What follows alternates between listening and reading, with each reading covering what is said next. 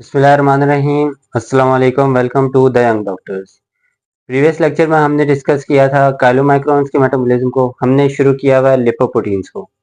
Then आज हम उसी लेक्चर को कंटिन्यू करेंगे। आज हम डिस्कस करेंगे वेरी लो डेंसिटी लिपोप्रोटीन्स का मेटाबॉलिज्म। अब जो हमारे पास वेरी लो डेंसिटी लिपोप्रोटीन्स हैं, ये क्या होते हैं? ये हमारे पास जो हैं, इसमें अगर हम इसकी कंपोजिशन की बात करें तो इसमें हमारे पास जो ट्राइएसाइलग्लिसरॉल्स हैं उसकी कंसंट्रेशन ज़्यादा होती है, और कोलेस्ट्रॉल एस्टर या फ्री कोलेस्ट्रॉल जो है वो उसमें हमारे पास कम होता है। अब ये जो हमारे पास है वेरी लो डेंसिटी लिपोप्रोटीन, ये हमारे पास बनता कहाँ पे है? ये हमारे पास लिवर में बनता है, और लिवर से कोलेस्ट्रॉल्स को लेता है या ट्राइएसाइलग्लिसरॉल्स को लेता है और हमारे पास पेरिफेरल टिश्यूज में जाके उनको डिपॉजिट करवाता है। अब सबसे पहले बात कर लेते हैं कि हमारे पास जो है वो रिलीज होता है लिवर से। लिवर से रिलीज हुआ in the form of nascent particle या nascent very low density lipoproteins, और इसके ऊपर हमारे पास जो एपोलिपोप्रोटीन है वो हमारे पास होती है एपो बी 100। ठीक हो गया। इधर देखें, जो हमारे पास लिवर था उसके अंदर ये हमारे पास बना, और इसके ऊपर हमारे पास जो एपोलिपोप्रोटीन है वो हमारे पास है एपो बी 100। देन ये हमारे पास लिवर से निकल के आ गया कहाँ पे? सर्कुलेशन में। अब सर्कुलेशन में हमारे पास पड़ा हुआ था HDL, हाई डेंसिटी लिपोप्रोटीन। जैसे हमारे पास मैंने आपको बताया था काइलोमाइक्रोन मेटाबॉलिज्म में कि ये हमारे पास जो HDL है ये हमारे पास दो एपोलिपोप्रोटीन काइलोमाइक्रोन्स को दे रहा था, इसी तरह ये HDL जो है वो दो एपोलिपोप्रोटीन्स वेरी लो डेंसिटी लिपोप्रोटीन्स को भी दे रहा है। तो कौन कौन सी हैं वो? एक तो है हमारे पास एपो C2 और दूसरी है हमारे पास एपो ई। इनका फंक्शन आपको दोबारा रिकॉल करा दूं। जो एपो C2 है, एपो C2 ने हमारे पास एक एंजाइम है लिपोप्रोटीन लाइपेज, उसको एक्टिवेट करना होता है। उसने देन क्या करनी होती है? डिग्रेडेशन करनी होती है ट्राइएसाइलग्लिसरॉल्स की। देन जो हमारे पास सेकंड है वो हमारे पास है एपोई। एपोई ने क्या करना होता है? एपोई ने हमारे पास जो लिवर है उसके अंदर दोबारा इंटर होने के लिए हमारे पास ये प्रोटीन चाहिए होती है, क्योंकि लिवर के ऊपर हमारे पास जो है वो रिसेप्टर्स जो हैं वो इस एपोई को रिसेप्ट करेंगे और ये हमारे पास लिवर के अंदर मूव हो जाएगी। तो HDL ने हमारे पास जो nascent very low density lipoprotein था उसके ऊपर एपो C2 और एपो ई लोड करा दिया, और ये हमारे पास क्या बन गया? Mature very low density lipoprotein. अब ये बना, इसका हमारे पास क्या है? इसमें हमारे पास इसका साइज इंक्रीज जो है वो क्या होता है? साइज ज्यादा होता है। साइज ज्यादा होता है और इसके अंदर हमारे पास ट्राइएसाइलग्लिसरॉल्स की जो कंसंट्रेशन है वो भी ज्यादा है, और इस जो हमारे पास mature very low density lipoprotein बना है इसके अंदर हमारे पास जो डेंसिटी है वो हमारे पास कम है। ठीक हो गया। अब ये जो हमारे पास बना वेरी लो डेंसिटी लिपोप्रोटीन, ये हमारे पास चला गया कैपिलरीज के थ्रू टिश्यूज में चला गया। अब टिश्यूज में क्या होता है? टिश्यूज में हमारे पास पड़ा होता है LPL, लिपोप्रोटीन लाइपेज। ये हमारे पास एक्टिवेट होता है एपो C2 की वजह से। एपो C2 जब इसको एक्टिवेट करती है तो ये जो हमारे पास लिपोप्रोटीन लाइपेज है ये हमारे पास जो हमारे पास होते हैं ट्राइएसाइलग्लिसरॉल्स, उसकी क्या करता है? ब्रेक डाउन शुरू कर देता है। जब इसकी ब्रेक डाउन करता है तो इधर से हमारे पास निकलते हैं फ्री फैटी एसिड्स और हमारे पास ग्लिसरॉल्स निकलते हैं।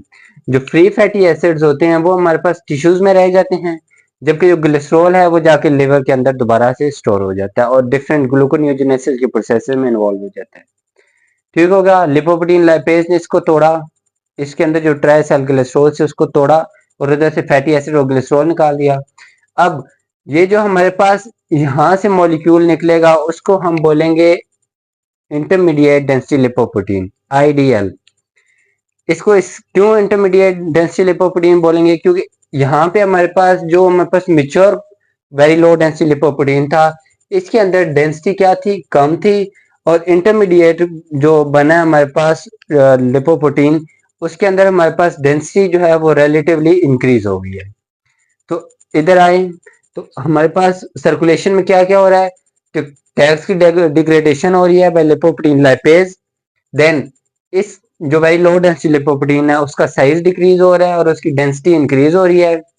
देन जो हमारे पास apo C and apo E है, अब यहाँ पे हमारे पास जब ये इधर से हमारे पास टैग्स की ब्रेकडाउन हुई, ये मॉलिक्यूल सर्कुलेशन से निकला, तो इधर इसके ऊपर हमारे पास अभी एपो C भी था, C2 भी था और एपो E भी था। ये जो ApoC2 है और ApoE है, ये दोबारा हमारे पास कहाँ पे चले जाएंगे, HDL के पास वापस चले जाएंगे। ठीक हो गया। जब ये HDL के पास वापस चले जाएंगे देन हमारे पास एक मॉलिक्यूल रह जाएगा जिसमें हमारे पास कोलेस्ट्रॉल एस्टर और फ्री कोलेस्ट्रॉल ज्यादा होगा, जबकि टैग्स की क्योंकि पीछे ब्रेकडाउन हो गई थी तो टैग्स हमारे पास ट्राइएसाइल कोलेस्ट्रॉल उसमें कम होंगे और उसके ऊपर हमारे पास जो एपोलिपोप्रोटीन बच जाएगी वो होगी हमारे पास ApoB100। अब ये जो हमारे पास स्ट्रक्चर बना है इसको हम कहेंगे जो हमारे पास लो डेंसिटी लिपोप्रोटीन है वो हमारे पास बन गए। इधर आए, इधर ये हमारे पास कह रहा है कि ApoC एंड ApoE जो है वो रिटर्न हो जाएगा LDL के पास। अब एक और इधर प्रोसेस हो रहा है, जो हमारे पास है VLDL और HDL, हाई डेंसिटी लिपोप्रोटीन और वेरी लो डेंसिटी लिपोप्रोटीन, इनके दरमियान कुछ एक्सचेंज मैकेनिज्म भी होता है। जो हमारे पास वेरी लो डेंसिटी लिपोप्रोटीन है वो हमारे पास क्या करता है, कुछ अपने जो ट्राइएसाइलग्लिसरॉल्स है वो हमारे पास दे देता है हाई डेंसिटी लिपोप्रोटीन्स को, और इन एक्सचेंज जो है वो हमारे पास हाई डेंसिटी लिपोप्रोटीन क्या करता है, अपने अंदर से जो कोलेस्ट्रॉल एस्टर्स उसने स्टोर किया हुआ होता है वो हमारे पास ट्रांसफर कर देता है वेरी लो डेंसिटी लिपोप्रोटीन में।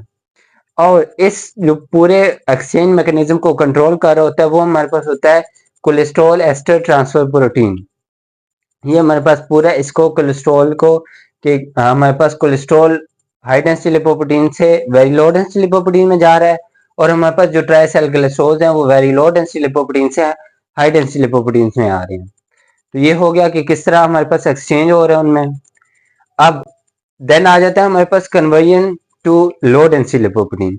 अब मैंने आपको बताया कि जब हमारे पास आईडीएल से ApoC2 और ApoE दोनों निकल गए तो पीछे हमारे पास ApoB100 रह गया। देन हमारे पास इस मॉलिक्यूल के अंदर कोलेस्ट्रॉल एस्टर और कोलेस्ट्रॉल की कंसंट्रेशन ज्यादा थी ट्राइएसाइलग्लिसरॉल की वजह से, और अब इस मॉलिक्यूल का जो साइज है वो हमारे पास क्या होगा, कम होगा, और डेंसिटी क्या होगी, इंक्रीज होगी। साइज किससे कम होगा, साइज हमारे पास वेरी लो डेंसिटी लिपोप्रोटीन से कम होगा और डेंसिटी हमारे पास वेरी लो डेंसिटी लिपोप्रोटीन से ज्यादा होगी। तो अब ये जो मॉलिक्यूल बना है इसको हम कहेंगे लो डेंसिटी लिपोप्रोटीन। अब इसमें और क्या बात बताई गई है कि लो डेंसिटी लिपोप्रोटीन बनने तक क्या होते हैं कि बहुत सारे इंटरमीडिएट डेंसिटी लिपोप्रोटीन्स भी बन जाते हैं। अब ये जो इंटरमीडिएट डेंसिटी लिपोप्रोटीन्स है ये हमारे पास कहाँ चले जाते हैं, ये लिवर के पास चले जाते हैं। देन हमारे पास क्या होता है कि डिफरेंट टाइप्स ऑफ एपोलिपोप्रोटीन्स यहाँ पे मौजूद होती हैं, जिसमें हमारे पास ApoE2 आ जाएगा, ApoE3, ApoE4। जो ApoE2 है वो हमारे पास क्या है, लीस्ट कॉमन है और ये हमारे पास पुअरली बाइंड करती है रिसेप्टर्स को, जाके क्या होती है, पुअरली बाइंड करती है, जिसकी वजह से क्या होता है कि हमारे पास अकुमुलेशन शुरू हो जाती है फैट्स की। तो इससे हमारे पास क्या होता है, इससे हमारे पास फेमिलिया टाइप 3 हाइपरलिपोप्रोटीनीमिया हो जाता है। देन इससे क्या होता है, हाइपोकोलेस्टेरोनिमिया भी हो जाता है और हमारे पास प्राइमरी एथेरोस्क्लेरोसिस भी होता है। ये मैं इसके ऊपर एक अलग से लेक्चर बनाऊंगा कि डिफरेंट टाइप्स ऑफ लिपोप्रोटीन्स जब वो फंक्शन सही से नहीं करती तो उसकी वजह से लिपिड की कंसंट्रेशन इंक्रीज हो जाती है, लिपिडीमियाज हो जाते हैं। उसके ऊपर एक अलग लेक्चर आपको मिल जाएगा। उसके बाद अगर हम देखें तो ApoE है, E3 है, वो हमारे पास मोस्ट कॉमन है और ApoE4 भी है। तो ये था हमारे पास थोड़ा सा कन्वर्जन कि किस तरह हमारे पास LDL VLDL जो है वो LDL में कन्वर्ट हो रहा है। अब ये जो LDL बना है ये हमारे पास एक्स्ट्रा हेपेटिक टिश्यूज में जाएगा और उधर जाके हमारे पास कोलेस्ट्रॉल की जो है वो अकुमुलेशन करा देगा। तो ये था हमारे पास कि किस तरह वेरी लो डेंसिटी लिपोप्रोटीन्स हमारे पास रिलीज हुआ, बना कैसे, रिलीज हुआ, देन उसने पेरिफेरल टिश्यूज में आके क्या काम किया, उधर हमारे पास ट्राइएसाइलग्लिसरॉल्स की ब्रेकडाउन कराई, HDL के साथ एक्सचेंज मैकेनिज्म किया और हमारे पास कन्वर्ट हो गया इंटरमीडिएट डेंसिटी लिपोप्रोटीन्स में, देन लो डेंसिटी लिपोप्रोटीन्स में कन्वर्ट हो गया। इंटरमीडिएट डेंसिटी लिपोप्रोटीन लिवर के पास जाके उधर जाके ब्रेकडाउन हो गई और हमारे पास low density lipoprotein extra hepatic tissues में चला गया और उधर जाके कोलेस्ट्रॉल को अक्मुलेट करा दिया। तो ये था हमारे पास वेरी लो डेंसिटी लिपोप्रोटीन्स का मेटाबॉलिज्म। उम्मीद करता हूँ आपको समझ आ गई होगी। अगर इसमें आपको किसी किस्म का कोई मसला हो, कोई क्वेश्चन हो जो आपको समझ ना आया हो या कोई पॉइंट हो जो आपको समझ ना आया हो, आप कमेंट सेक्शन में मुझसे पूछ सकते हैं। Thank you.